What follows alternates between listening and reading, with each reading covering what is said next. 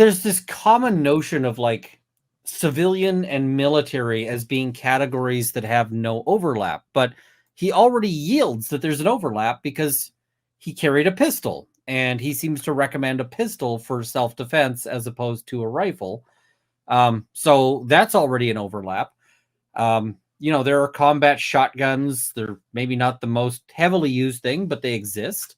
A lot, and the exchange of technology between civilian uses and military uses has been throughout history, and it goes both ways. And again, no one's compelled civilians to buy an AR rifle, right? So literally in America, millions upon millions of people have non-combat people, civilians, have chosen to purchase the AR-15 because they believe it has utility in competition, in hunting, and in self-defense. And that collective judgment of millions of people making individual economic decisions on which platform to buy a firearm, that means nothing compared to Colonel Tucker's so ill-informed opinion here. Yeah. I think it takes this guy could have contradicted himself with like a 30-minute range trip. So I'm horrified that he's willing to put this down under penalty of perjury. All right. Now, of course, California has asked them to step through each of the cosmetic or mechanical features that they believe characterizes an AR rifle as a basis for why it should be banned. Detachable magazines. In order to qualify as an assault weapon under California law, the rifle must have the capability of accepting a detachable magazine. Detachable magazines improve the killing efficiency of automatic rifles, again, killing is not inherently unlawful or immoral, so a relevant point. People acting in self-defense are also privileged to kill their attackers efficiently. Allowing the combat rifleman to efficiently carry a combat load of 120 rounds in 4 30-round magazines, to rapidly change magazines in combat, and to increase killing efficiency by significantly reducing reload time. Changing magazines during intense combat is the most important individual skill taught to Marines. During intense combat, the detachable magazine provides a rifleman the capability to fire 120 rounds on semi-automatic in 3 minutes at a high sustained rate of 45 rounds per minute. In a civilian self-defense context, by contrast, an individual would not have a need for such a high rate of fire. The most important combat skill is changing mags, apparently.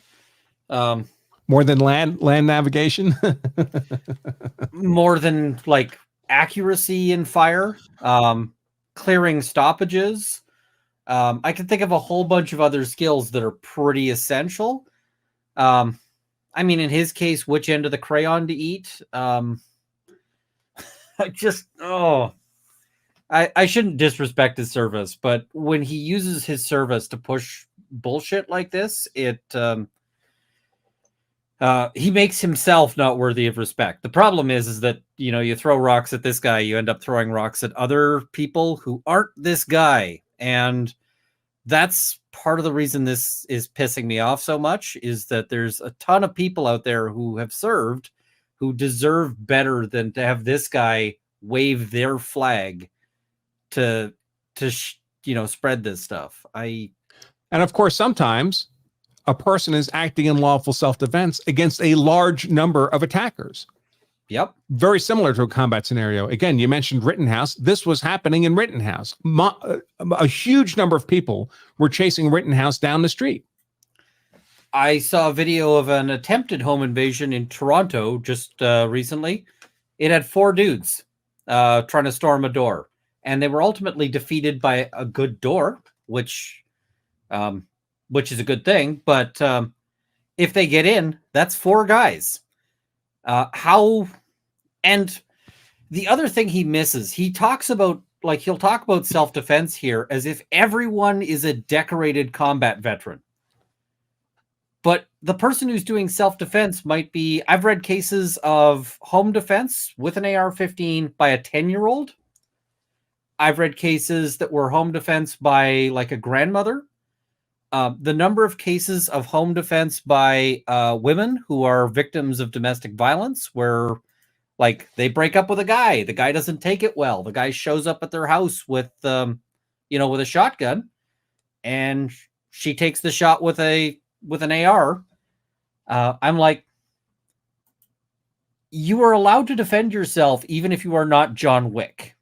You're allowed to defend yourself even if you're not John Q. Badass.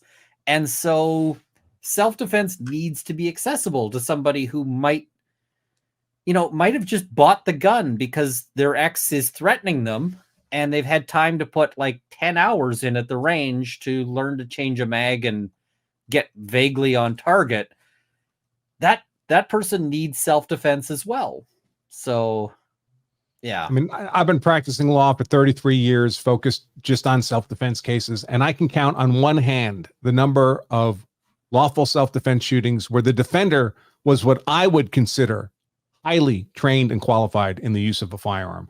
99.99% of defensive uses of firearms, the person defending themselves has effectively zero training in the use of that gun. They know just enough not to shoot themselves and how to point it in the right direction to make it go bang. That's it.